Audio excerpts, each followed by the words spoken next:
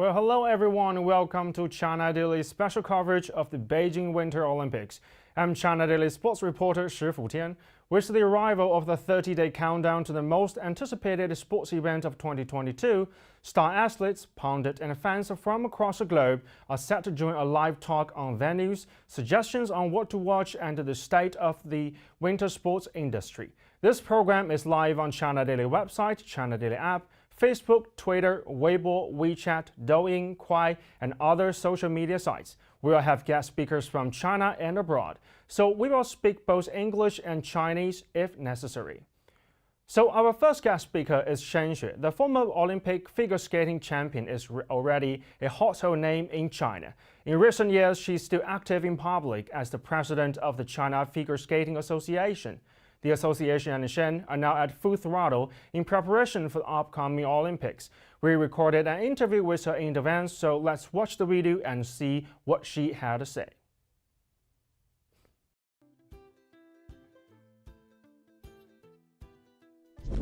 我觉得可以从3个方面说吧，主要是前期呢，我们是全力的配合冬奥组委，然后做相关的奥运会的一个测试的活动、测试赛。 所以接下来这段时间呢，在奥运会的期间，我们也会相同的从协会各方面的力量一起来协助冬奥组委做好奥运会的相关的赛事工作。另一方面呢，就是说从我们运动员的备战保障服务这方面，那我们从联络国外的相关的协会呀，以及国际滑联相关的这些组织啊，做好相关的一系列的对接工作，然后全力保障我们国家队的这些运动员 顺利的参赛以及出国比赛，还有呢，就是第3方面，我们大力的宣传花样滑冰项目，借助奥运会的契机，然后全力的去发展花样滑冰相关的方方面面，比如说怎么样能够更大的影响的力去宣传和推广花样滑冰。 其实花样滑冰从目前来说，我们联合人教社出版了几个相关的一些教材，比如说我们教练员培养体系的书籍，然后以及还有我们等级测试大纲，以及接下来即将推出的花样滑冰广播操的一些推进校园的一些活动。 其实从协会方方面面的发展来说，我们想更好的借助北京冬奥会的契机，然后去大力发展花样滑冰相关的项目。比如说，我们从2018年开始呢，就一直在开展我们的全国俱乐部的联赛。其实从2方面，俱乐部的联赛，一方面是要针对于专业项目的，一方面是要借助这个业余的体系。 我们让更多的人，然后去参与花样滑冰，喜欢花样滑冰，因为整个年龄层的覆盖也比较大的，下到3岁的小朋友，上到60、70岁的这些老人，也是都能够参与我们花样滑冰的这个项目以及正规的赛事的。其实从协会的层面呢，在今年也相续的推出了 乐享冬奥，滑出精彩一系列的活动，现在全国已经覆盖了27家的俱乐部，共同参与我们这种公益性的活动。他们会在每个月定点的时间段，然后向公共开放，免费的向大众来推广相关的花样滑冰。比如说，我们有提供相关的冰场啊，然后包括它的器械呀，让更多的人能够近距离的接触花样滑冰的项目。 从今年我们推广一系列的花样滑冰广播操，首先呢，我们想借助这个广播操来更好的拉近我们普通百姓与花样滑冰项目的一个距离，让更多的小朋友，然后包括青少年去参与其中，做一个跟冰场去连接的沟通和纽带的这种桥梁的一个作用。所以呢，到现在目前为止，我们在北京， 然后在重庆，还有杭州等等吧，这些地方已经慢慢的推广了很多家的冰场啊，然后包括学校啊，然后现在目前呢，大概有4万人去参与其中的广播操的练习。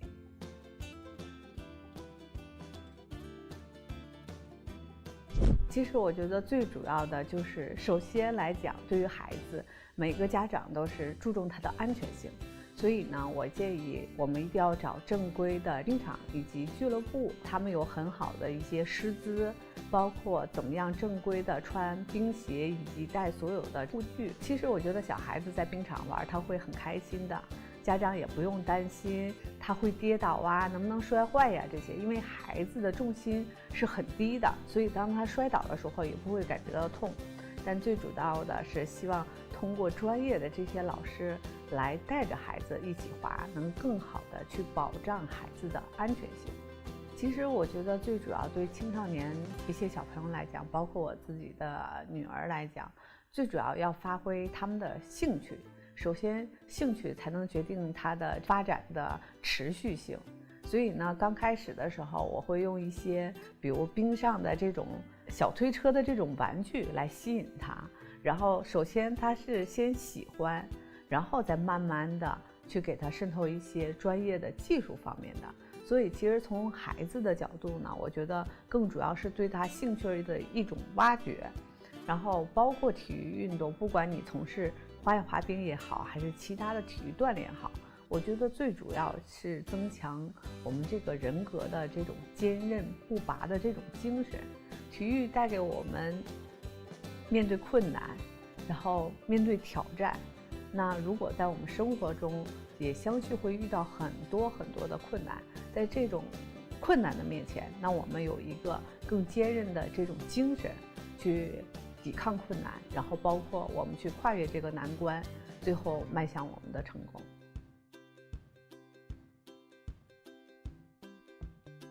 我觉得作为运动员来讲，包括我们所有的观众来讲，能够在我们自己的家里举办奥运会，我觉得是非常开心和荣幸的一件事情。所以呢，我希望我们中国的运动员，包括我们全世界的运动员，都能够在奥运场上发挥出最出色的自己，然后取得一个优异的成绩。也希望呢，广大观众能通过奥运会，然后让更多的人去参与体育运动，喜爱体育运动，让更多的人融入到冰雪运动当中来。Well, that's all from Shenxue. From this interview, we can see how figure skating and other winter sports have developed in China, especially among the younger generation. She also sent a positive message to athletes and viewers. That's also what we want to say to them. Just enjoy the Olympic and create some good memories. Next, we will continue to learn more about the venues and get to meet the brains behind these great projects. Stay tuned. We'll be right back.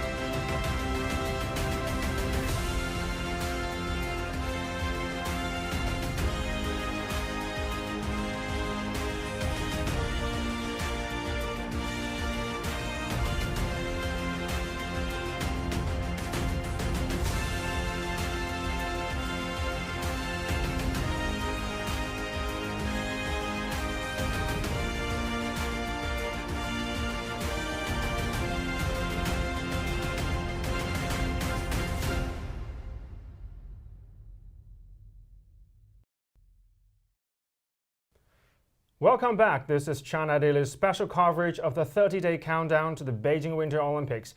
We are live broadcasting on China Daily website, China Daily app, Facebook, Twitter, Weibo, and other social media sites. Joining us here is Zhang Li, Dean of the School of Architecture, Tsinghua University. He is the designer-in-chief for the Zhangjiakou competition zone, plus the Shogun Big Air venue. In 2014, Mr. Zhang was invited to take charge of the venue planning and sustainability for the Beijing 2022 bid. Next, he will share his story with us, and let's take a listen. Well, good evening, Mr. Zhang, and welcome to the program. Now, Hello. first, Great to be here. First, would you like to please introduce yourself to our audience? Hello, I'm Zhang Li, the Dean of School of Architecture of Tsinghua University. I'm also the Planner-in-Chief for the Zhangjiakou Zone for Beijing 2022, also the Planner-in-Chief for Shogun Big Air, also for Beijing 2022.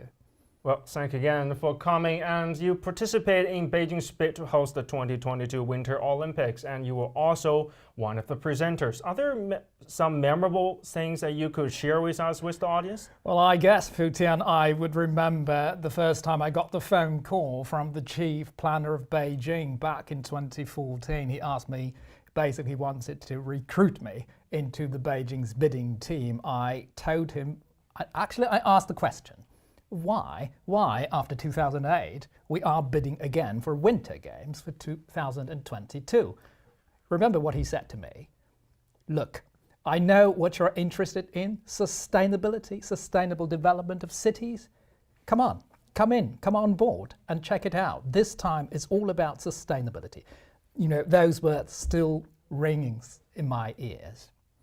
Well, you just said the time when they recruited you, so there's no hesitation at that time and you say yes immediately? Actually, I was a little bit hesitant at first, but then after I got the first recruitment training orientation, I got really impressed. I think this is worth doing everything for. So after all these years, to look back at that right moment, you think now you make the great decision at that time? Well, one of my best decisions of my life so far, I would say.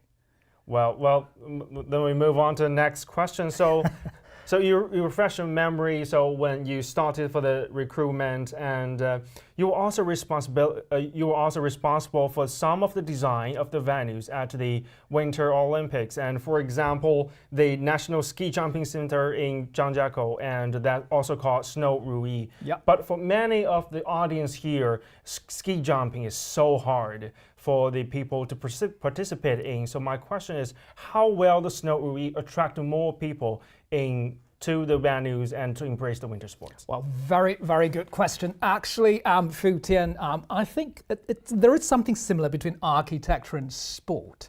It's all about people. It's all about the life of people. The sport is trying to make you live healthier, happier, and architecture also does that. So what we did first is to look at why most of the winter game facilities, particularly ski jumps, are not so well used after the games, looking back at previous winter games. And then we discovered actually those competition facilities, they are designed specifically for the use of athletes. And you need basically 10 and 20 years of training to achieve that. Superhumans, basically. So we need common human behavior. We need programs that will work for the life of common people. And then the solution came to us, is that we can combine the program to feature all the life for post-game use for common people, for daily purposes, with the competition use. So our design is basically a package that works for the game, but mostly for post-game use, for daily use. So you talk about how to combine the ski jumping venue with the people's daily life. Yes. But I guess that's not going to be easy. So during the whole process, are there any very difficult tasks that you need to overcome? Look, to make a building, you know, basically ski jumps and all these winter game venues, they are inherently iconic. They are big structures against a mountainous backdrop. So you really need to combine some cultural symbols with it. So we studied all the hundreds of cultural symbols that might accommodate this competition profile, which is an S-curve. Of course, Ruyi, as you know it, this very auspicious object loved by most Chinese, and if you understand Chinese culture, you know that object certainly. Very welcomed and everywhere around the world in Chinese communities. But the difficult thing is that when you have this S-curve, fine, it can accommodate all the slopes, but it has a disc above and a disc below. The disc below can be easy because it accommodates the stadium, but the disc above is a new thing. No ski jump has ever done that. So I had to call Mr. Walter Hoffer, the director of ski jumping in Federation of International Skiing, and I'd ask him, can I do this? An 80-meter diameter, ring-shaped space above the ski jump. There was a moment's silence. I was very nervous. After 20 seconds, the other end, he answered, yes, I think you can, if this works for the long-term use of the ski jump. What a relief. Yes, and especially the idea of Rui is, I remember the day when your team released it, many fans were impressed by the idea. So how difficult it is to actually change, to make the idea into reality. So you talk about the disc above, and apart from that, are there any other difficulties that you need to overcome? Design is basically you solve problems after problems. From the very wicked problem at the starting point is conceptualization. And then it's all about solving the engineering issues, such as the structure, stability of the overhang above, such as how you stabilize the entire slopes in the mountain. And by the way, the rocky foundation of the ski jump is quite challenging. But anyway, we have done all of that. I thank to all the engineers, wonderful, wonderful engineers in our team who has done extremely well job in doing this. Yes, also you mentioned many times the word sustainability. We also know for the ski jump slope, so after the games, how people are going to use it, how ordinary people are going to come here and enjoy everything is a key things that we want to know. So after the winter games, how well the snow Rui will attract more people to the venue? Well, believe me, you and I and most of us wouldn't be able to use the in-run, this 40-degree-like slope. You wouldn't dare to stand on it. I can't do it. But for the rest, actually, you can combine the daily programs, the daily uses. For common people, when you experience a landscape, an environment, or a park in the natural setup, there will be things like you tour around, you cycling around, you move around, you hike around. And all these things we have combined into the design of the Rui of the Ski Jumping Center, such as the spaces above and the open stadium below. This can be multi-purpose gathering points. And in between you have all kinds of stairs leading up and down from the above, from the top to the bottom, actually creating this hiking experience. And below the Rui, you do have this footbridge connecting the cross-country and the biathlon venues, creating a cycling or running kind of experience. Well, thanks. That's really a great elaboration. And this design idea actually integrated competition venues into people's daily life. Well, Mr. Zhang is also the designer-in-chief of the Shogun Big Air venue, which will be permanently conserved after the competition. So how does all these projects demonstrate once again sustainability? Well, Shogun is the same idea, the underlying idea, and the values are the same, but the implementation is different, because the question, the problem is different. Shogun is the industrial heritage, an iconic industrial heritage of Beijing. I grew up here in the city. When I was young, I used to go to Shogun to see this industrial setup, and that was regarded as the west end of Beijing, the perimeter of Beijing, and that skyline. You would love that skyline. The cooling towers, the mountains in the back, the lake in the front. We have to extend this collective memory of industrial heritage.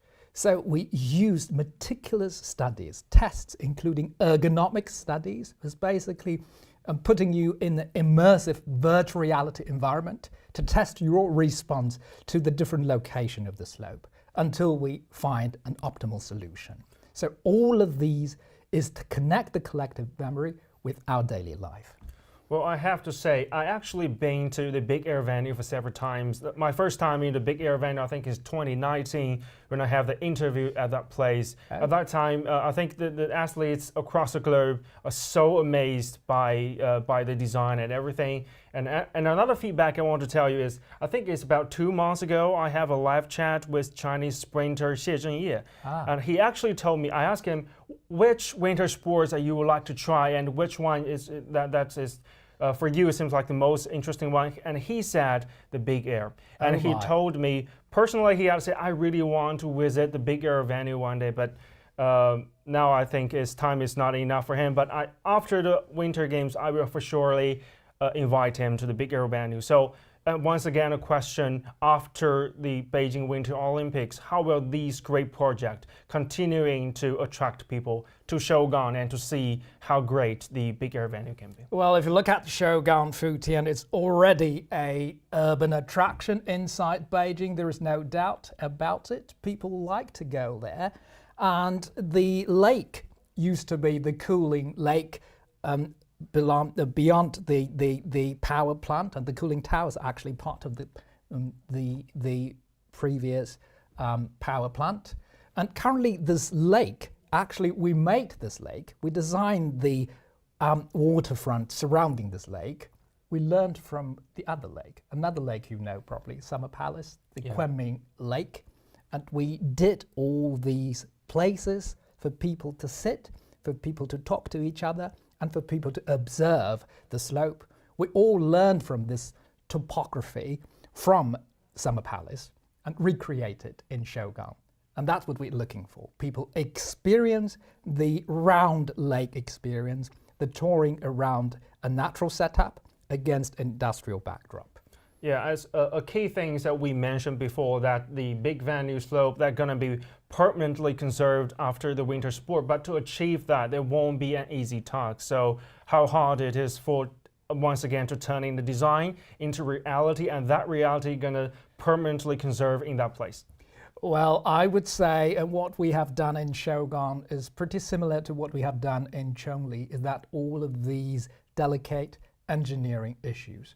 Technology, engineering is actually the supporting force to realize all of these. But for Shogun, there is a particular difficulty, the color of the slope. We did spend quite a lot of undertaking in trying to solve the color issue. Yeah, and another question for you is, I'm really curious about, as it's so hard, when did you and your team actually take over this project? And are there any other small things that touched you very much and you can share with us? Of course. I think I was quite touched by the moment as after the Big Air was constructed, basically 60% through its construction, and we invited FIS, a very special expert team from FIS, to inspect this venue. I remembered Roberto Malesi, a very vibrant young guy in charge of this competition. He was so happy about the still under construction slope that he actually jumped into the lake and swam. He was very happy. Oh, I can't forget that moment. Well, that's really a wild thing, the wildest thing I can ever imagine after seeing how great the Big Air venue can be and then jump into a lake. Well, but that's for the people who experience it and for the athlete, but for the team. So there must be really a long time of hard work and all your team, all the engineers working together. So about in terms of our team, are there any touching stories of them and you can share with us? Hundreds of people working together. There are all kinds of people, from meteorologists to structural engineers to architects like us. I still remember one of our designers, a young woman. She also does jewelry design. When we did the Shogun design, we tried to recreate the flying ribbons, learning from the Dunhuang fiascos. And then the fresco shows, there's multiple ribbon flying together as if it was flying in the air, floating in the air. When we did the first design, it didn't fly. Why? And then this girl told us, actually, we need more ribbons than one. That's how this final result came into being. I remember it is that very smart point changed everything. Well, one thing am very sure, and I can tell all the audience who are watching the show from across the globe, I've been to the big air venue, I've been to the Snow Rui, and that are magnificent. And maybe now the time is so close to the Winter Olympics, but after the Winter Games, we really want to invite the people from across China, from across the globe, to visit Beijing to see the brilliant design of all these venues and things like that. What might because as we can say, there's only 30 days before the start of the Beijing 2020 Winter Games. So are there anything that you need to prepare, and are there any technical support you will carry out during the Games? Well, as far as I know, all my colleagues in BOCOC, and for those who is not familiar with the word, BOCOC is the acronym of Beijing Organizing Committee of Olympic Games. All my colleagues in BOCOC, they have been working around the clock in the past 2 years to get this prepared. Of course, COVID pandemic is rather disruptive in terms of organization, but I think my colleagues, they have done a beautiful job.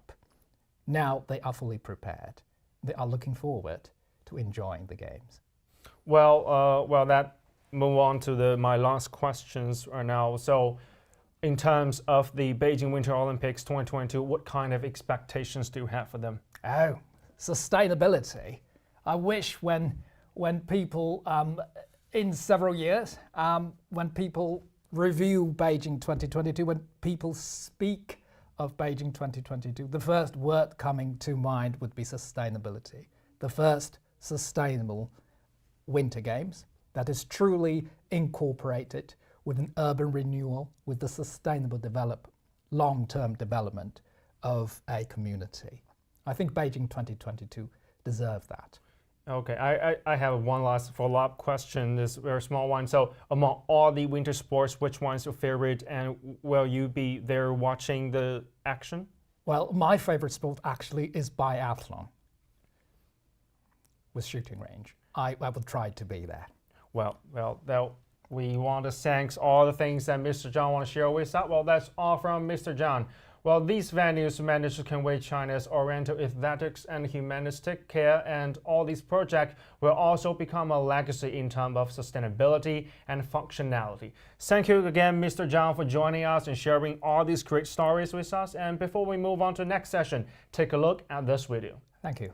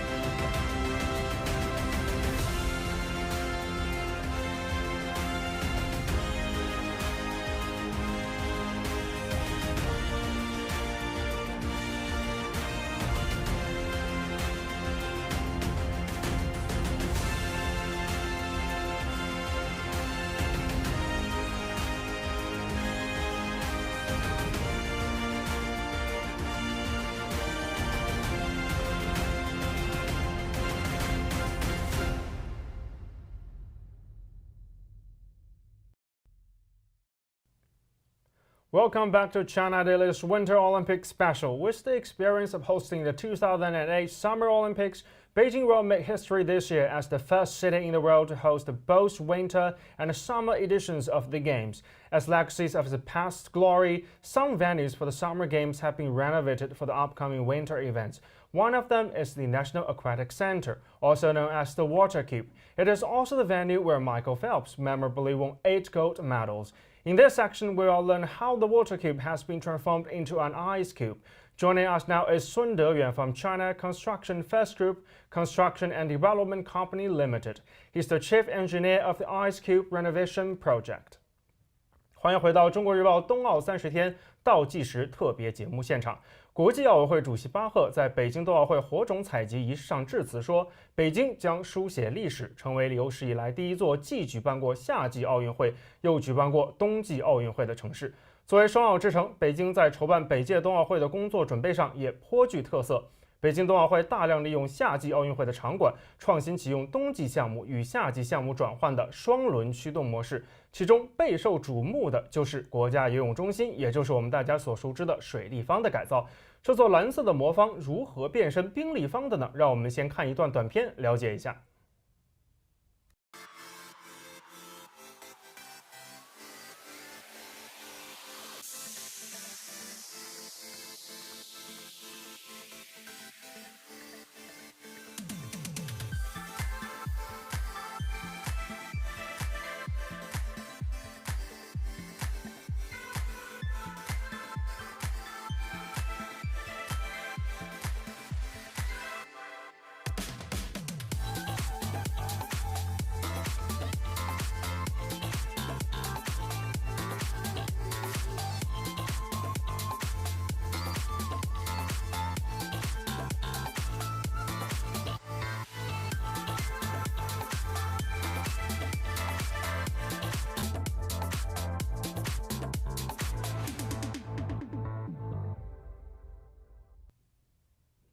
视频里面我们刚才看到，这一次的水冰转换的改造看起来就像施魔法一般。这里也给观众朋友们介绍一下，冰立方将成为冬奥历史上体量最大的冰壶场馆，也是世界唯一一项水上项目和冰上项目可转换的双奥竞赛场馆。今天我们有幸请到了给水立方施魔法的人，冰立方项目总工程师孙德远，也让他给我们讲讲水冰转换背后的奥秘。孙总，首先非常欢迎来到我们冬奥特别节目的演播间，先跟观众朋友们打声招呼吧。主持人好，观众朋友们晚上好，很高兴参加此次节目，我是中建一局建设发展公司冰立方冬奥会冰壶场馆改造项目总工程师孙德远。孙总，那么首先第一个问题就是您能不能给观众朋友们介绍一下整个水冰转换的改造过程呢？好的，你刚才介绍了冰立方几个世界之首，但其实还漏掉了一个。它是世界上首个在泳池上架设冰壶赛道的双奥竞赛场馆。在泳池上架设冰壶赛道，首先要把泳池内的水抽干，然后在泳池内搭设可转换架体。在泳池里搭设架子看似简单，但这套冰场可转换结构的设计考量和安装精度堪称精密。如何保证冰面支撑结构在稳定牢固的同时，还能达到冬奥会冰壶比赛的要求呢？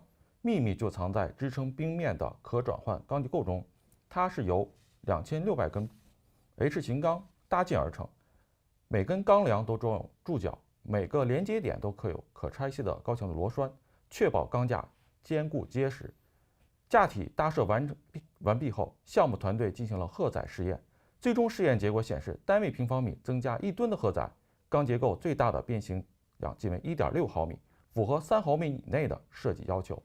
特别指出是，这为2019年国际篮联篮球世界杯开幕式的现场，在架体之上搭设了临时观众席，以证明这副骨架完全经得起重大活动的检验，能够承载冰面压力。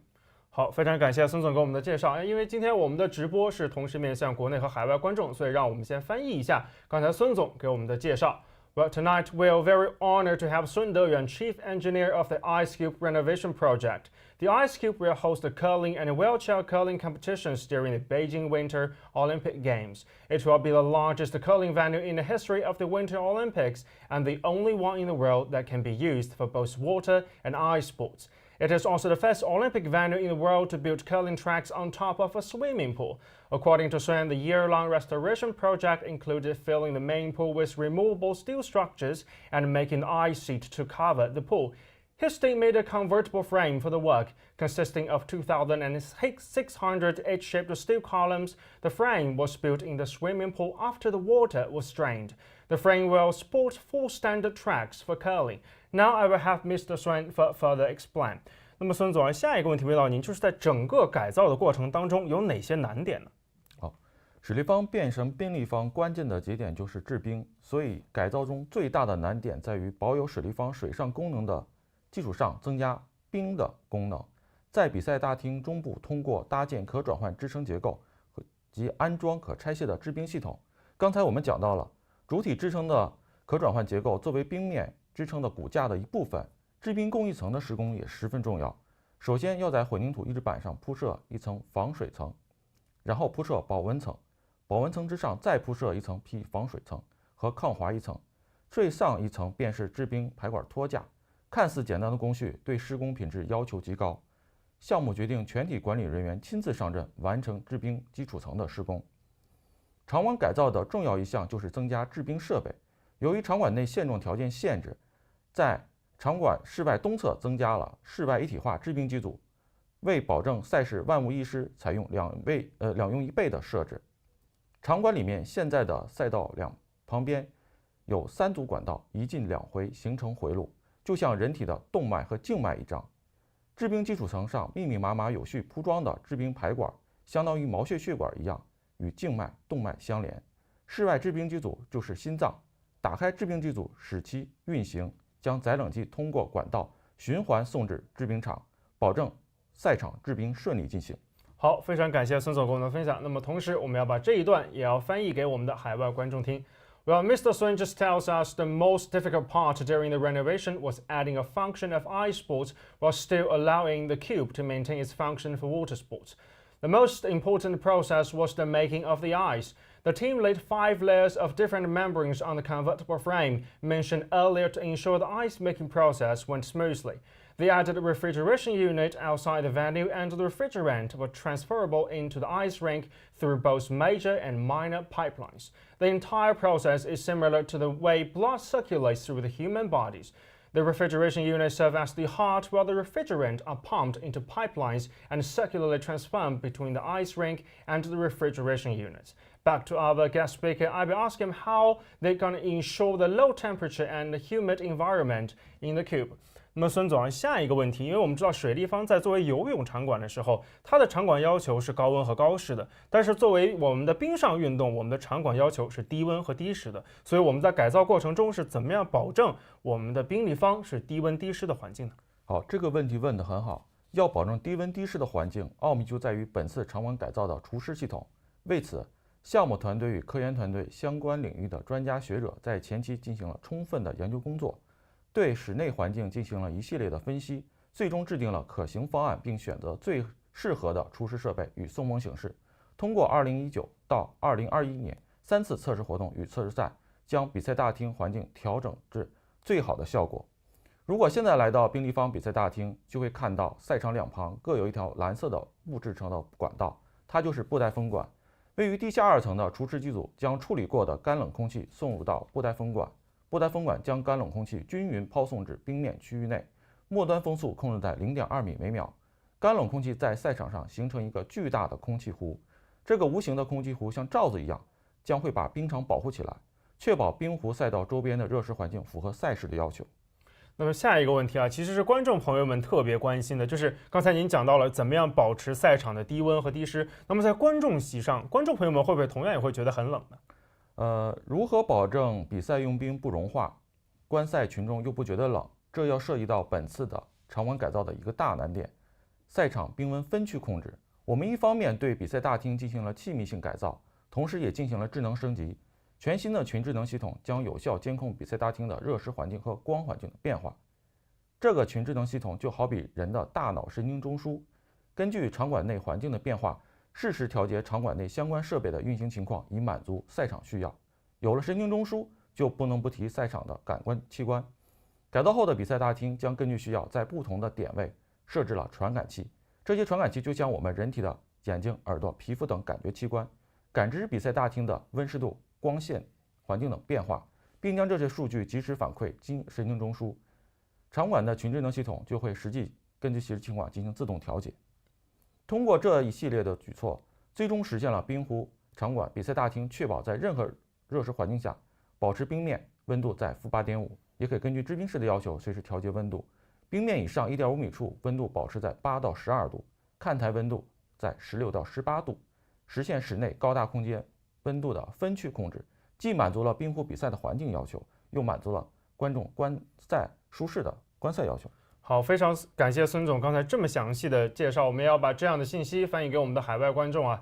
Well, the water cube was constructed to host a diving, swimming, and a synchronized swimming event. For such competitions, the environment requires high temperature and humidity. But for events like curling, which will be hosted in an ice cube, the environment requires low temperature and humidity. So how can we achieve such a transformation? Mr. Sun tells us another difficult task for them was renovating the venue dehumidification system. When you enter the venue, you will see blue-back air ducts alongside the curling tracks. Those are the wind pipelines that blow the air into the space above the rink to protect it from the humidity. They also introduced an intelligent system capable of monitoring temperature and humidity in different sections of the venue. The temperature of the curling tracks is maintained -8.5 degrees, while that of the spectator stand will be between 16 to 18 degrees, so the audience will feel comfortable while watching the competitions. Well, back to our guest speaker, I will have him continuing talk about how the Green Olympic concept was applied during the renovation. 那么下一个问题啊，孙总，就可不可以让您给我们介绍一下，在整个的改造过程当中，我们这个绿色办奥的理念是怎么样体现的呢？水冰转换由泳池场馆转换成冰壶场馆，其支撑结构、制冰管线、厨师送风系统均可实现快速安拆，在泳池与冰壶间互相转换，所有材料均可重复使用，避免了大量材料重复生产和废弃处理的工作。这些都是我们坚持绿色办奥的具体体现。另外，我们前面提及到了制冷系统是此次改造的关键环节。值得一提的是，采用了环保制冷剂阿斯9，提高能源效率，降低温室效应。制冰系统在赛事结束后，可根据需要整体搬运到其他冰场继续使用。水立方是世界上最大的膜结构工程，具有良好的热学性能和透光性，能最大限度地降低能耗，助力场馆实现冬季保温、夏季散热，可以节点30%以上。冰壶场地时，在正上方膜结构上覆盖低反射率材料，避免阳光直射冰面，降低制冰除湿系统运行能耗。由于水立方具有多场地转换的特点，我们对比赛大厅的照明设施进行改造，共更新 LED 灯314盏。更新后的比赛照明系统不仅更加节能，还实现了功能提升。泳池、跳水、冰壶、商演等模式的灯光照明可以一键切换，满足了不同类型的照明需要。好，非常感谢孙总的介绍。我们要继续把这一段特别精彩的分享给我们的海外的观众。Well, let me now paraphrase Mr. Sun's introduction to the green approach of the Beijing Winter Olympics. The entire renovation process was carried out with a natural environment in mind, and all these structures and facilities used to transfer the swimming pool into a curling venue are reusable. They can be installed and removed quickly, avoiding repetitive competition and waste. The refrigerant used in the ice cube is also very environmentally friendly. The ice cube is the largest membrane structure in the world, and the structure is helpful for the energy conservation and cuts electricity consumption by 30% annually. The renovation staff also renovated the lighting facility in the competition hall and updated 314 LED lamps, which suit all kinds of lighting needs like swimming, diving, curling competitions, and commercial performances. I will now have Mr. Sun explain the ice cube accessibility for the Paralympics. 那么下一个问题啊，孙总，因为我们知道我们的冰立方不仅要举办我们的北京冬奥会时期的比赛，在冬残奥会的时候，它也要为我们的轮椅冰壶提供赛事的服务保障。所以能否让您跟大家讲一下，在场馆提供无障碍设施和服务的方面，我们做了哪些努力呢？好，冰立方的无障碍设施涉及面非常广，包括无障碍电梯、无障碍卫生间、无障碍更衣间和无障碍坡道等。通过无障碍坡道，轮椅冰壶运动员和乘坐轮椅的工作人员可以自如穿梭在赛场内外，同时也方便了残疾人记者报道冬奥会。针对轮椅冰壶，场馆还采取了人性化的措施，例如降低护栏高度，使其观赛视野不受影响。无障碍设施得到了国内外专家的认可。好，非常感谢孙总。Well, according to the accessibility guidelines for the Beijing 2022 Olympic and Paralympic Winter Games, the National Aquatic Center has been upgraded in various instruction areas. The center also improved its facilities by replacing carpets in the main hall with rubber floor mats, widening aisles, and building more ramps in the media zone to give wheelchair users a more accessible experience. For wheelchair curling, the venue also adopted friendly epidemic prevention measures such as widening temperature measurement doors to facilitate the wheelchair passing and lowering the height of where prevention items are placed. I will now give back the floor to Mr. Sun to let him talk about how the venues will be utilized after the Olympics. 那么下一个问题啊，孙总，等我们的水立方变成冰立方之后，在冬奥会结束之后，我们的场馆利用又是怎么样的呢？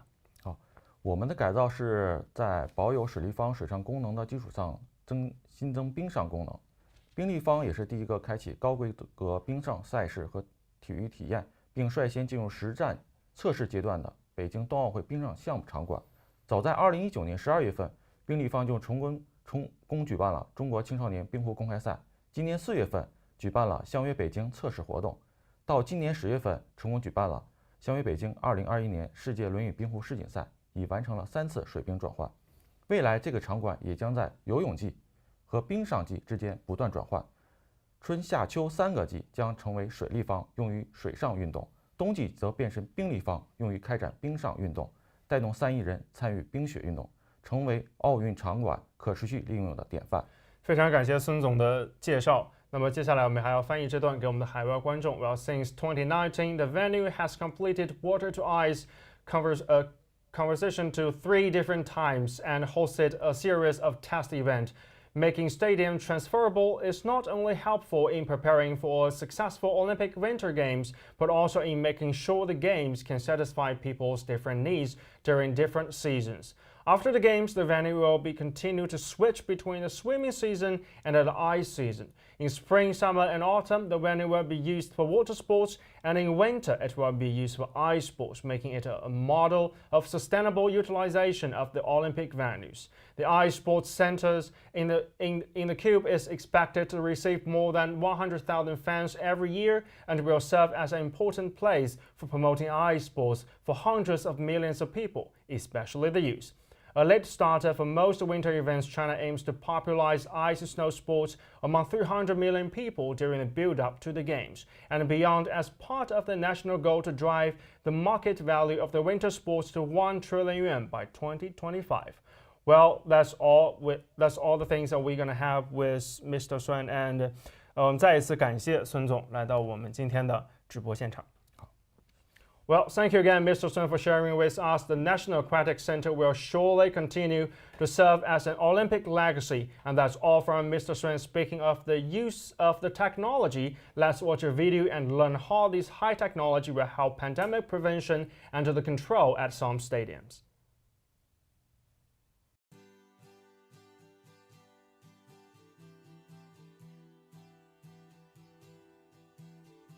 这是我们首都体育馆的测温设备。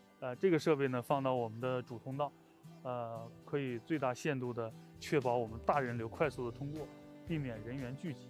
那么这个呢是我们的科技冬奥项目的一个数字哨点这样一个设备。那么通过我们每个人配备的这个防疫卡，那么在我们出入口以及签约酒店的出入口方面，刷我们的这个防疫卡，在这个界面上就能够呈现无码合一的状态。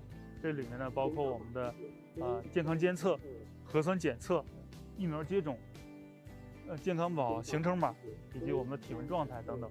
那么这台设备呢是我们的这个空气收集这样一个设备。那么在每一个点位呢，通过这样一个设备，我们收集半个小时到1个小时的压缩气体。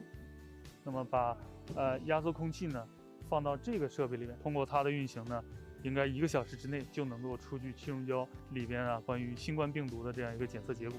另外这个呢就是我们智能的测温贴，那么通过这个贴纸把这个芯片贴到我们每个需要监测人员的这个腋下，那么就能够24小时实时的那么监测到我们每一个人的这个体温状态。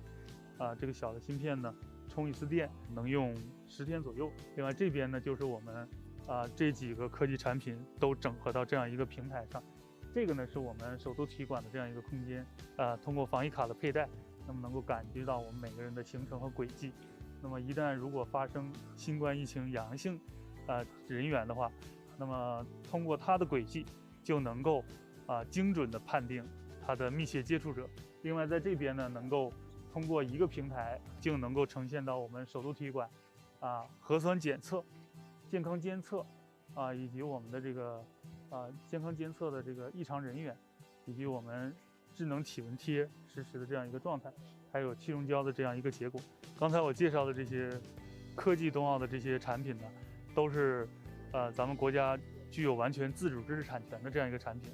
那么多个产品都应用到了我们首都体育馆，而且我们通过一个系统，把我们几个科技冬奥的项目进行了集中的这样一个整合和呈现。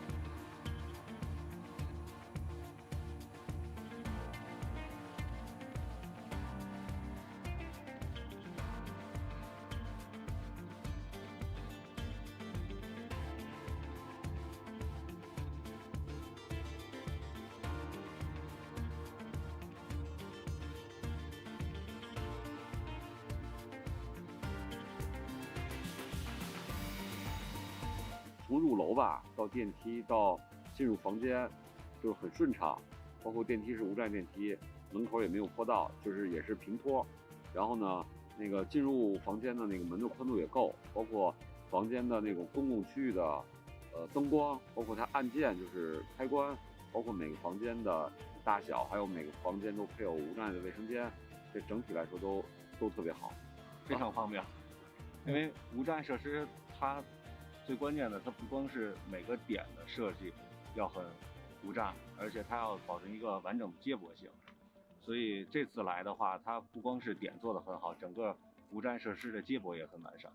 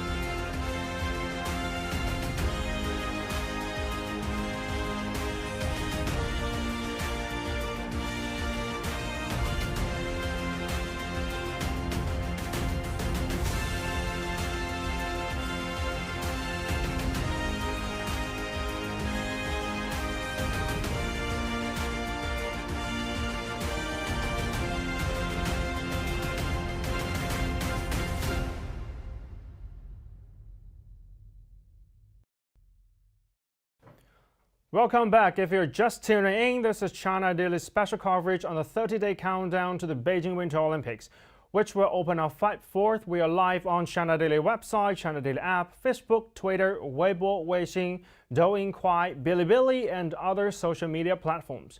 Now we'll shift our focus to some European guest speakers. Joining us now is Petra Vlhova from Slovakia. If you just started to watch the winter sports and don't know who she is a 2021 World Cup overall champion and the first Slovak skier to achieve this feat.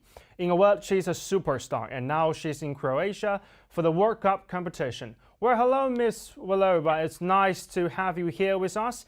And we all saw the news, and you have another victory last night, and you are now sticking to your World Cup schedule, right? And how's everything down there? Thank you. Everything is perfect. Yesterday I won, so today is like a day off for me because it was a tough day yesterday, but everything is okay and we are ready to fight again in next weekend.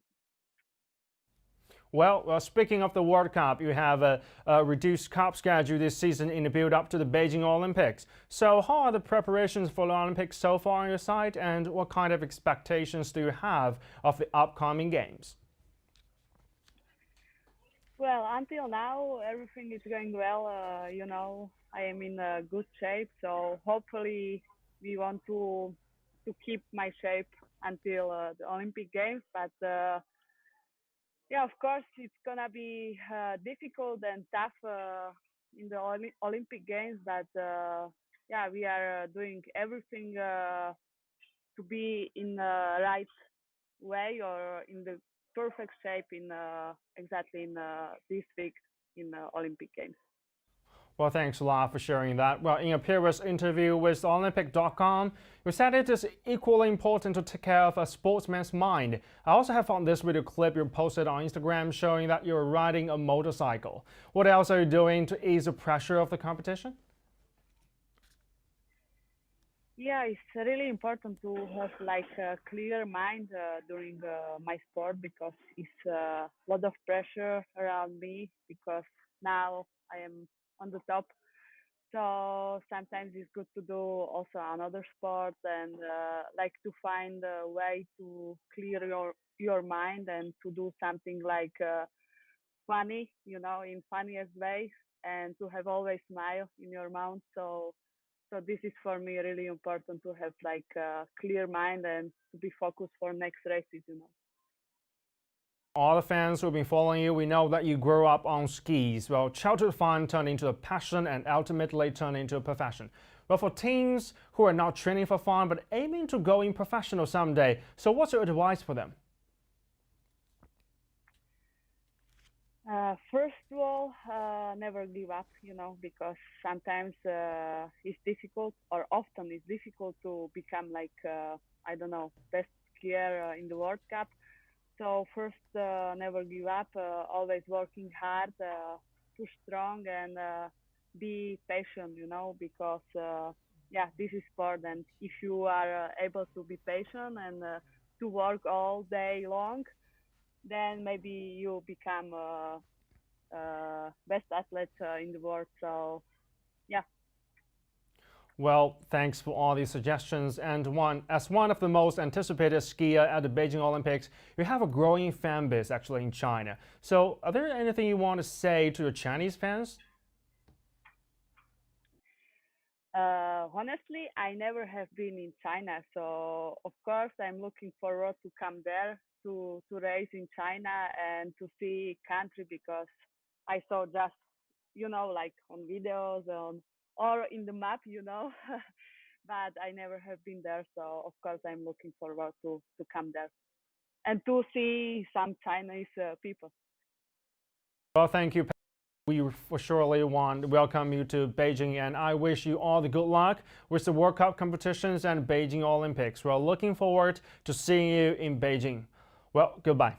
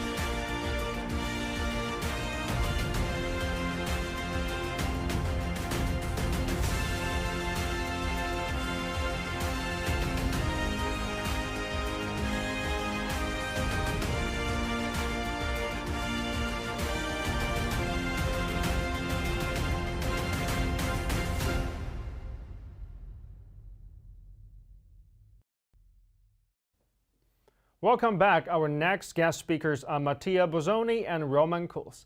Mr. Bozzoni is a winter sport expert based in Italian city Asola, while Mr. Kuls is the head of competitive sports at the Austria Ski Federation and connects with us from Innsbruck, the renowned ski resort in Austria and also the host city of the 1976 Winter Olympics. These two gentlemen are connecting with us to share some solid knowledge about alpine skiing. As the marketing director of the sports brand Wing, Mr. Bozzoni also boasts expertise on China's winter sports market. If you're a rookie skier and looking for professional advice, Mr. Bozzoni is here to help you out. If you also want to have a guide on what skiing event to watch at the Winter Olympics, Mr. Kuls is the go-to source. Well, hello, gentlemen. Welcome to our special coverage of the 30-day countdown to the Beijing Winter Olympics. And previously, we interviewed Petra Vlhova. Mr. Bozzoni, as far as I know, you and your brand Wing have worked with Miss Vlhova for a long time. And Mr. Kuls, you also worked with a lot of winter sports professionals. Here's my question to both of you. Now, 30 days from the Winter Olympics, how's the atmosphere there in Europe? And Mr. Bozzoni, let's start with you.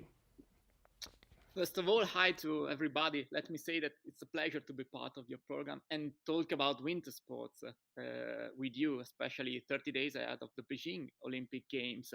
I will say that the atmosphere here in Italy is great, despite the threat of coronavirus. I mean, people are finally back in the ski resorts.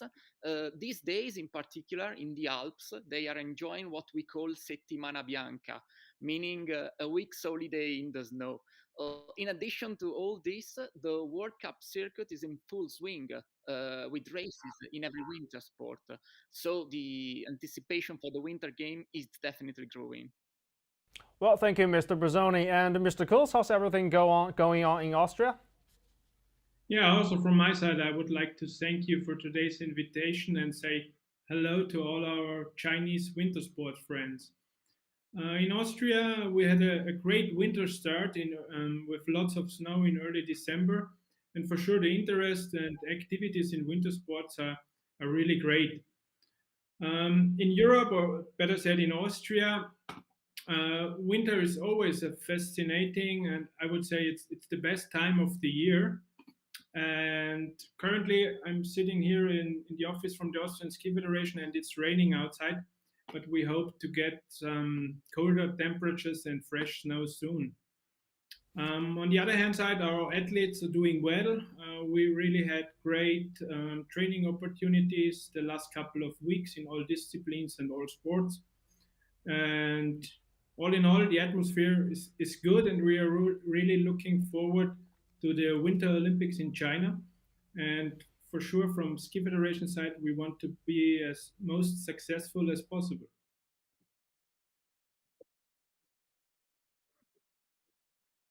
Viewers who are not very familiar with the winter sports but want to catch the trend, do you have any guidance like the top skiers to watch? Mr. Bozzoni, let's start with you.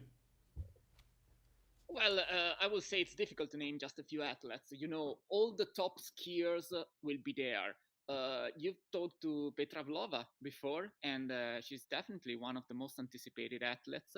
But there will also be the American Michaela Schifrin, the Italian Sofia Goggia, Marta Bassino, Federica Brignone, the French woman Tessa Worley.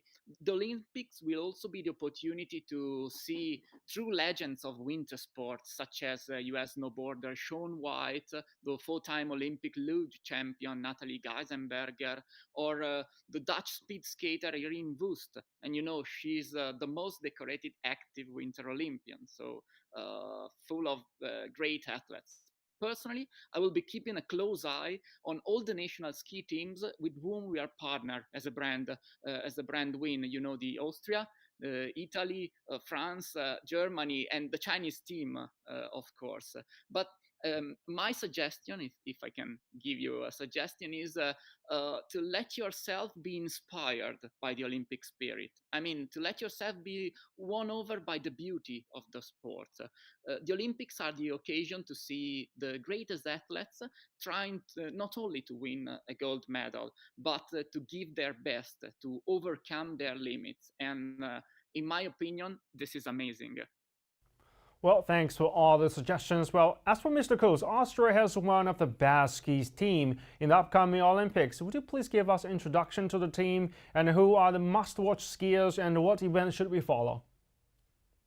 Yeah, for the upcoming Olympics, we will have a team with about 80 athletes in the Olympic disciplines like alpine skiing, Nordic combined, ski jumping, snowboard, ski cross, free ski, cross country, and biathlon. We do have a long tradition in Olympic Winter Games till now. The Austrian Ski Federation has won about 180 medals in the Olympic Winter Games history. And for sure, it's our major goal to be as successful, as I already said, also in the upcoming Olympics, and to raise our medal standings. Concerning the must-watch skiers and events, for sure, alpine skiing events we have some of the top skiers in the world. Definitely must-watch skier is Matthias Meyer. He's competing in downhill and in Super G, and he is already a 2 times Olympic gold medalist from Sochi and Pyeongchang. And maybe he's able to grab his 3rd Olympic gold medal. On the other hand, on the alpine technical side, we have top athletes like Manuel Feller and Marco Schwarz. And for sure, the ladies are fighting hard with Petra Vlhova, like Katharina Liensberger, Miriam Buchner, Katharina Truppe, and many more. And I'm sure that the ladies, let's say, they are hot to be successful. As I said, we have a big team. Also, snowboard belongs to our disciplines. We have Anna Gasser in our team who grabbed the gold medal in 2018 Big Air competition, and she will do again her best to in the China Big Air event. Well, thank you. Yep, thank you for sharing all these. And we have previously collected questions from users of the China Daily app, and here's one question about ski wear. Well, ski wear is known for being exquisite and pricey. So my question for Mr. Brazzoni is, what makes ski wear so different from random sportswear? Well, I think that when you design a ski wear, you face more challenges than any other kind of sportswear. Let's take a ski jacket, for example. It has to adapt to the stop-and-go nature of winter sport. I mean, it must keep you warm during the resting phase because it's cold. It's very cold outside. But at the same time, it must keep you cool and dry during activity. It must protect yourself from water and snow, but at the same time, it must be highly breathable and allow sweat to escape. So let's think about it.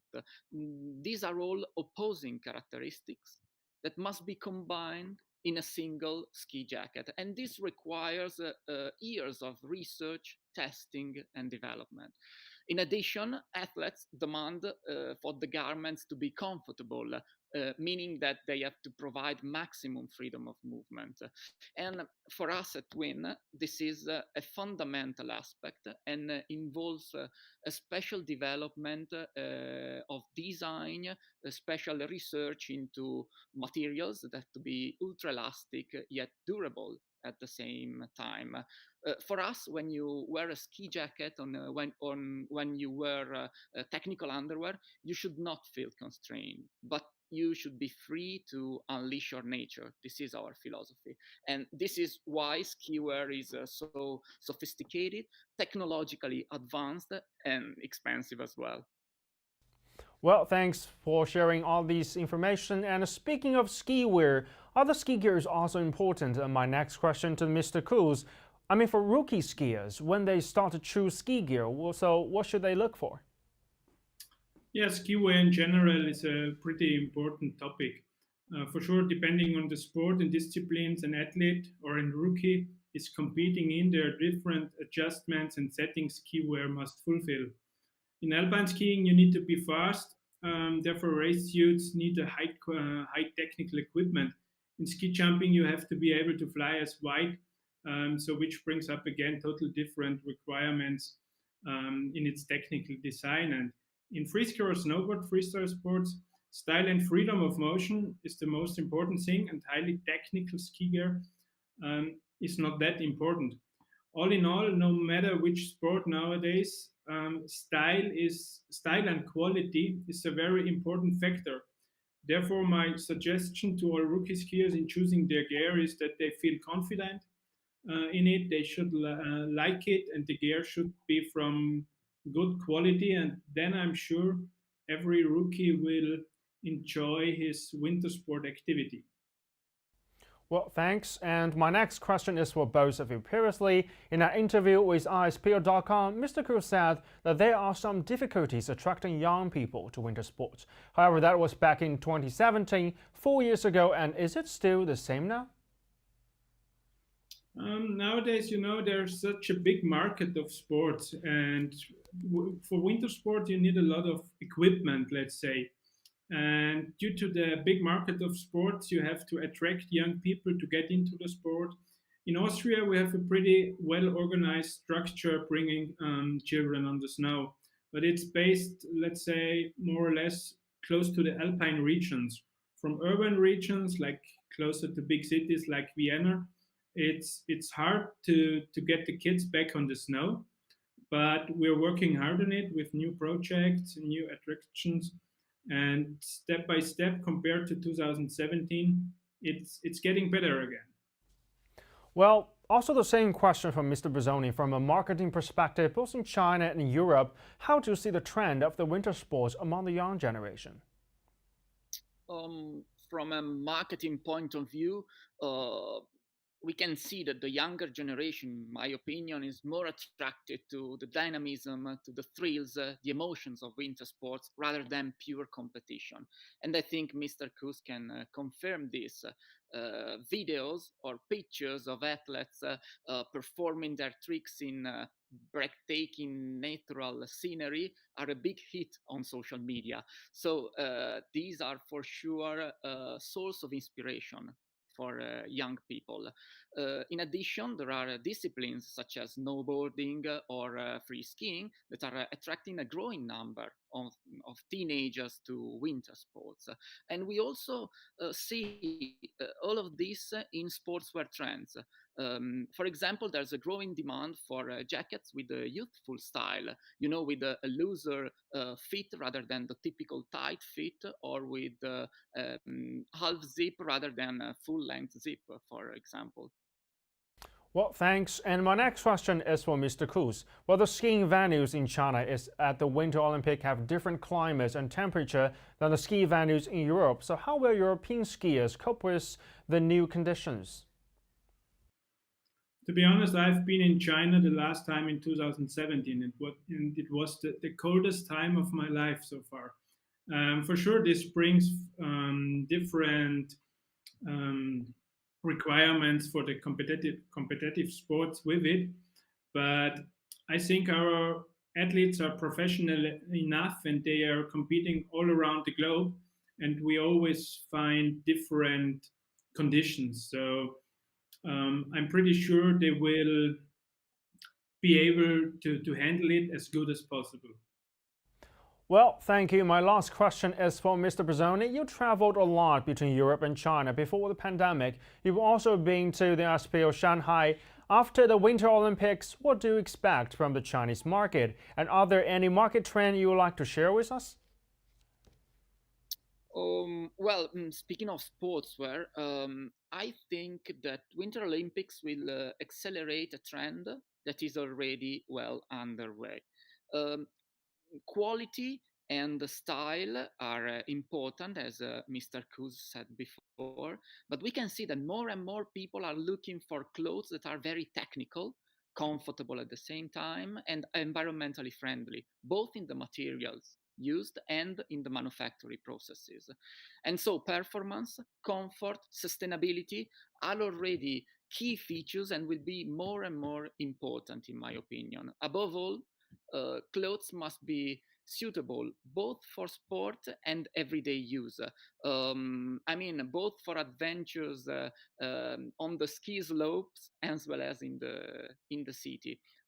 Point is, in my opinion, that people want to feel good, no matter what they are, no matter what they are doing, and This is why the demand for functional apparel, for high performance apparel with a versatile style, in my opinion, is set to grow.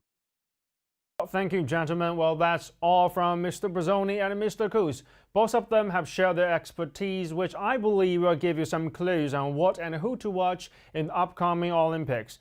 We've come to the end of the session, and thanks again. Goodbye to both of you. Thank Bye. you. Bye-bye. Thanks. Well, that's what we have now from Europe. You can see the Olympics is truly one of the most talked about events across Europe, involving professional athletes, coaches, and industry insiders. That's from a professional perspective, though. But how about the enthusiasts? Well, our next guest speaker is ready to weigh in, just like millions of the global viewers. He will follow the Olympic schedule and cheer for his teammates and athletes, but he's different. He himself is already a much decorated sportsman in his field, but with the extra talents in the winter sports, we will be right back with our next guest, and stay tuned.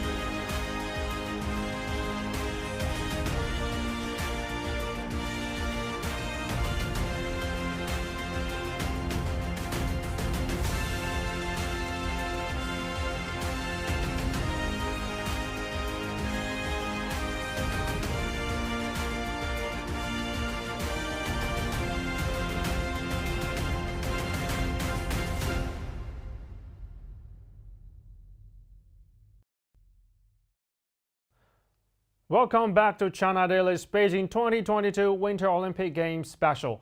And then the next speaker is China's star equestrian eventer Alex Huatian.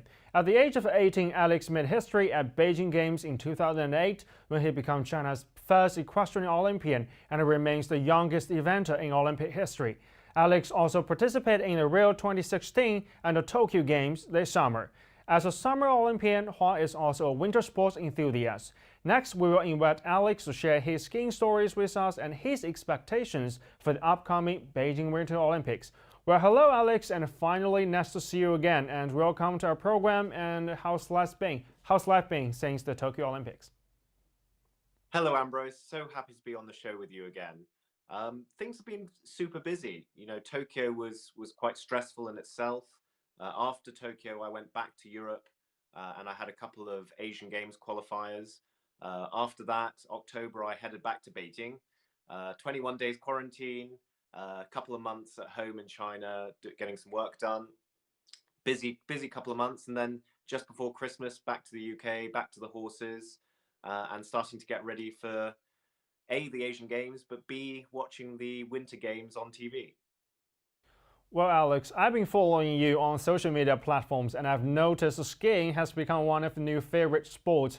But actually, we've got a video clip about your skiing experience in China. So before I get back to you, let's watch the video first.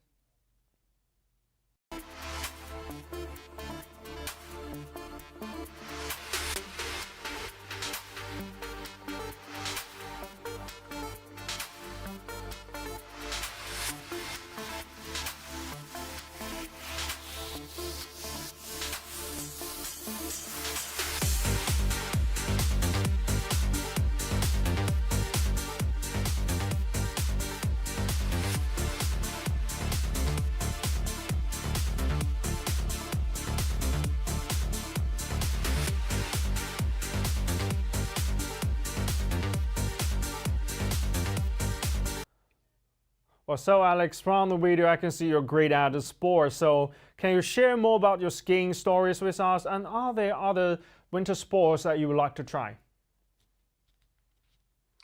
So skiing is one of my favorite things to do. I've very sadly, I've never had time to do it very often. I went for a big ski trip with a lot of friends a few years ago.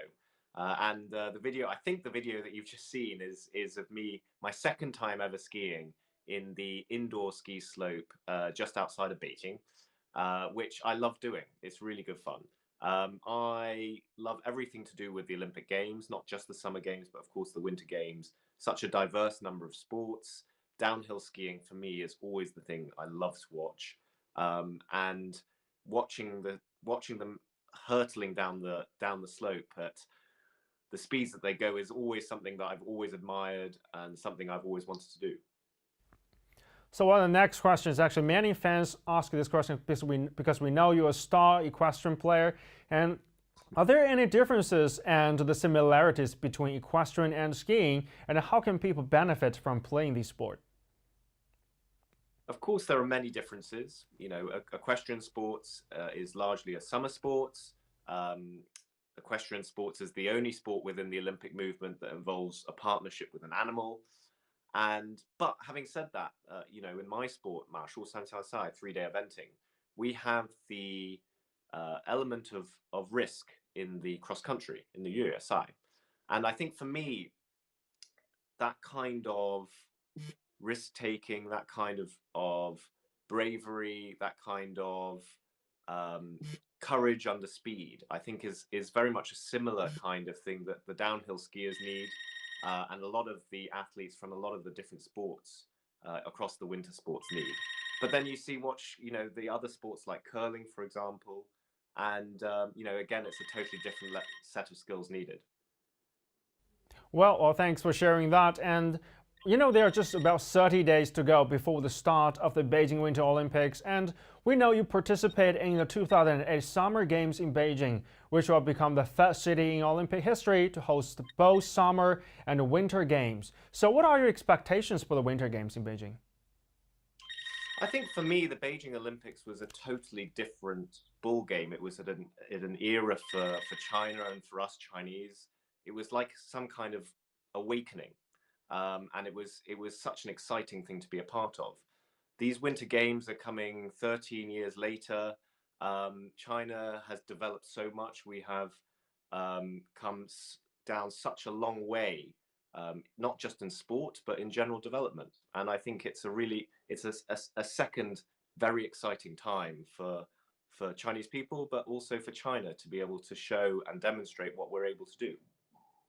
Well, that comes to my final question. So my final question is, what do you want to say to welcome the winter sports athletes from across the globe to Beijing? And what do you want to say to encourage the Chinese winter sports aces?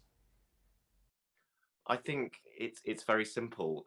For athletes and officials traveling to Beijing for the Winter Games, welcome to China.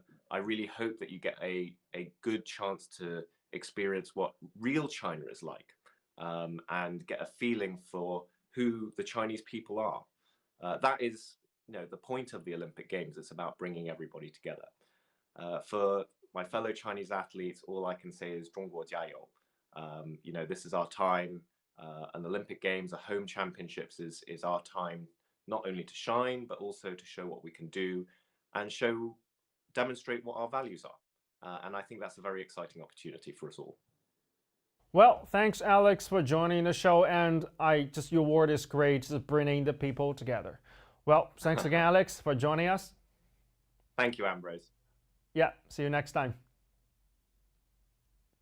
Well, that's all from Alex Huatian. Thanks again for Alex's input and thoughts on Beijing Winter Olympics. And we hope more people can feel the fun and the charm of winter sports just like Alex. Actually, what I have just said is becoming the reality in China. Next, we'll shift our camera to Beijing Nanshan Ski Resort and talk with a snowboarder there. You can also get to see the beautiful night views there, and we will be right back. Stay tuned.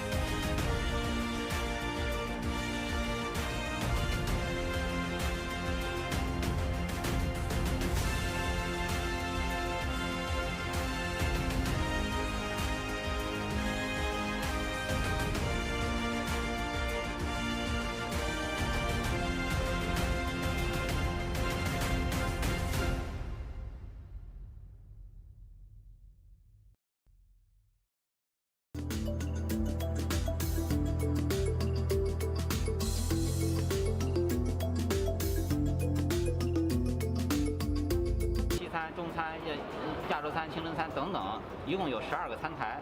这样呢是照顾一下这个世界各地的运动员的这个口味。西餐占多数，70%。冬奥会的时候正好也赶上我们的春节，所以呢一些春节的一些食品会在这个菜单里面。另外这个餐厅呢是24小时营业，所以它这个不会有什么这个拥挤的这个情况。我们门口呢有我们的服务人员会给你发这个手套消毒，提示消毒。我们将来一个桌子是2个人，里头呢都有全套的这个防疫的这个。同时我们呢在这个整个大厅里头呢会配备这个消杀人员，每天4轮次的全面的消杀。我今天看到奥运厅里面就是集聚了各国的美食，中式、西式，然后还有亚洲的很多种，然后就每个都点了一点儿，然后就想尝尝各国美食的味道。比如说刚才这个鱼，我既点了这个亚洲一个国家的鱼，但是也点了中国的酸菜鱼，然后就想尝尝这两者之间的区别。然后咱们国家的鱼确实是味道非常的辛辣，然后呢，但是同时也非常美味。然后国外这个鱼呢，味道很清淡，我觉得能够兼顾到世界各国运动员的一些需求，能够满足他们这种多元化的这种美食的享受。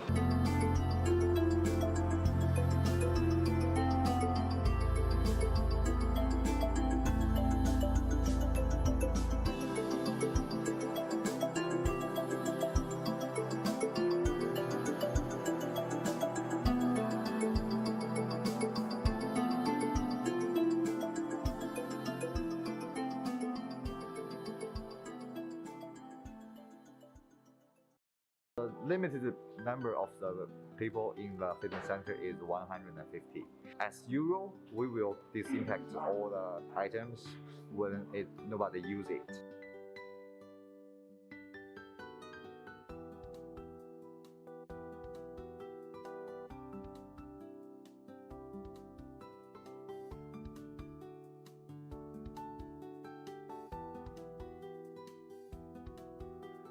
The equipments are really the best quality I can get. Let's say I'm lucky to be in China at the moment because I love the chance to participate and actually have a chance to view the Olympics from a closer perspective. I feel like the measures taken in this village, the high measures that are going to prevent any single case of COVID. Living in Beijing for 2 years, I've seen the kind of measures that Beijing has taken, and for sure you can say this is more than the most secure area actually for me right now. I'd go for ice skating. I hope maybe next year I'll practice my ice skating skills. We have so many athletes in my country, but Winter Olympics is not so common in the country. That's why I have the interest to at least learn more about Winter Olympics.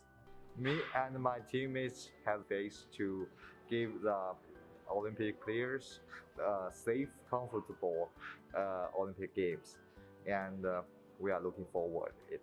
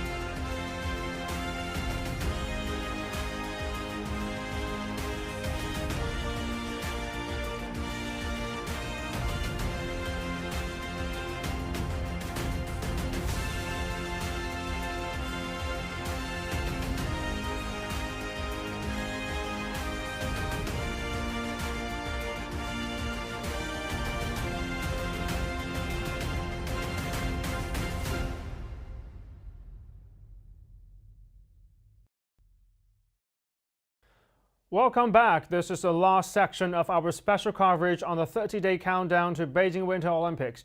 Now we're connecting with Pang Datian, a snowboarder who's been skiing for years and currently is at Beijing Nanshan Ski Resort. Hello, Mr. Pang, and welcome to our show. Hi, Futian. Thanks for having me. Well, you are now in the ski resort fully equipped, and as a veteran snowboarder, how did you fall in love with the sport? Actually, I've been snowboarding for more than 10 years. When I was in college in Syracuse, which is the snowiest city, I was like in Syracuse, it was like snowing every single day. So during the wintertime, it was like probably snowboarding or skiing is the only sports or entertainment can do during the wintertime. And also, my major was biochemistry. So at that time, I was like struggling in the lab, and snowboarding was like saved my life. I also in the U.S. also traveling and snowboarding from coast to coast. I went to Killington and Stove in Vermont, and also went to Bear Mountain and Mammoth in California. When I get back to China, I heard that Nanshan is probably one of the the best ski resorts in Beijing, and also so many park riders are coming from this resort as it has the the one of the best snowboard park in China. So that's how I found this place. Yeah, Futian. Well, that's really good to know all these information. And as a veteran snowboarder, my next question is, from your perspective, how has China's snowboarding industry changed in the past few years? Yeah, I think it changed a lot because like a couple of years ago when I first tried snowboarding in Chongli, I think it's 2017. I found like Chongli is like a remote area and everything there was not as good as it is now. But you can see things are getting much better. And like a month ago, I was snowboarding in Lake Songhua and Beidahu, and resorts and facilities there are so nice, and it's already like very likely to the Western countries. Also in China, it's really easy to get snowboarding products like equipment or clothing like from global easily. Like you can find snowboarding brands from Japan, from Europe, from US, or even Korea. But in the US, it's very hard. And there's one thing that changed really big is like probably on 2017. There's only one way to get to Chongli is by Jingcheng Highway, and it took for more than 3 hours to get there from Beijing. But Ripen Highway, which is called Jingli Highway, it only took I think around 2 hours to get there, so it's faster. And also with the upcoming 2022 Beijing Winter Olympics, the government opened the bullet train from Beijing to Chongli. I think it only takes less than an hour to get there from Beijing, so it's super fast, super convenient, and very safe. Futian. Well, yes, just as Mr. Pan just told us, the facilities in Chongli have had a major update. So, Mr. Pan, well, snowboarding is sometimes considered a pricey sport that's hard for many people to get involved in. So, how do you see it?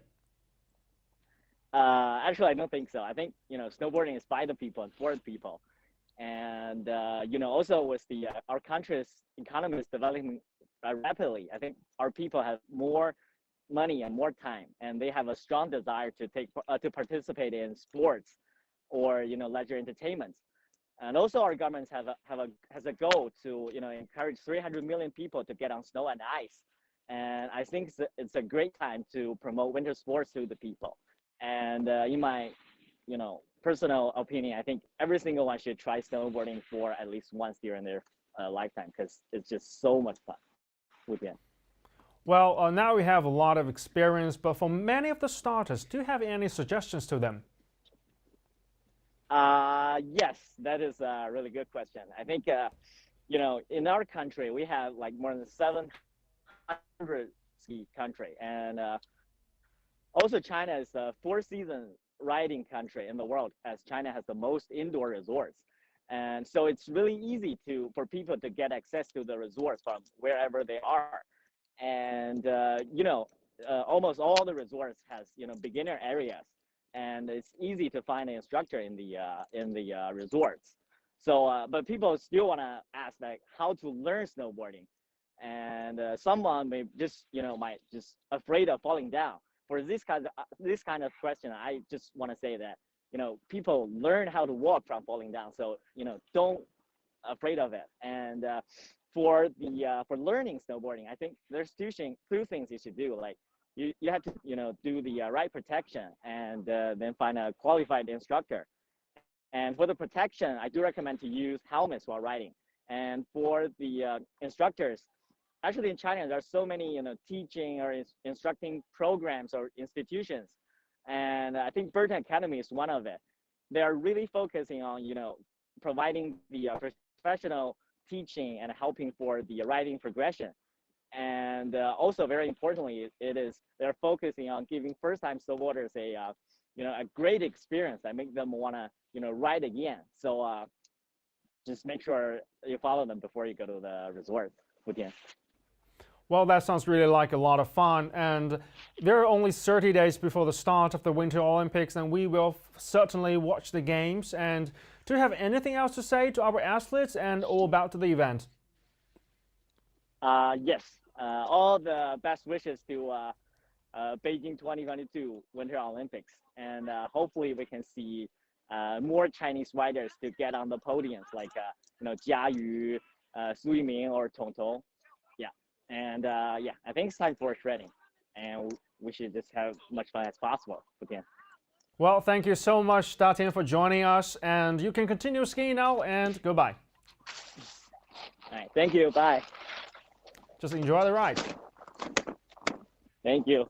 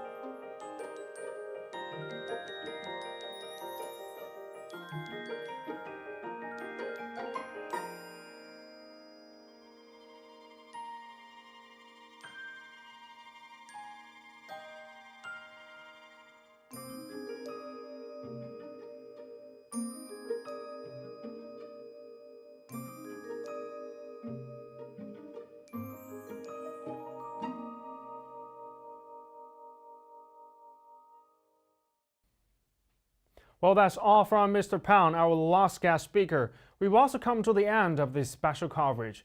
We've talked with athletes, experts, and winter sports fans from different countries and occupations. The Winter Olympics have brought people together for a common purpose to create good memories at this event that belongs to all the people. That's also our hope for the upcoming Winter Olympics. China Daily will have the latest news headlines on the Games, with live streaming segments, videos, and in-depth report. You can subscribe to the China Daily newspaper, visit our website, and download our app, and follow us on social media if you're interested. And see you then.